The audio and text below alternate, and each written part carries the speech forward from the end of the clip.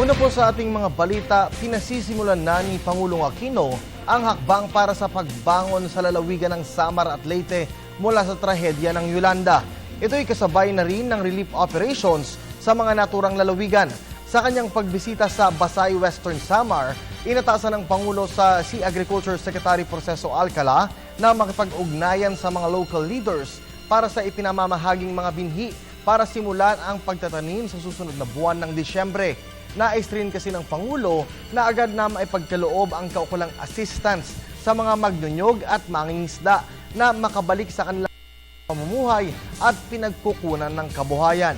Nakipag-ugnayan na rin aniya ang national government sa lokal na pamahalaan sa pagtukoy ng lugar na maaring pagtayuan ng pansamantalang tirahan ng mga pamilyang naapektuhan.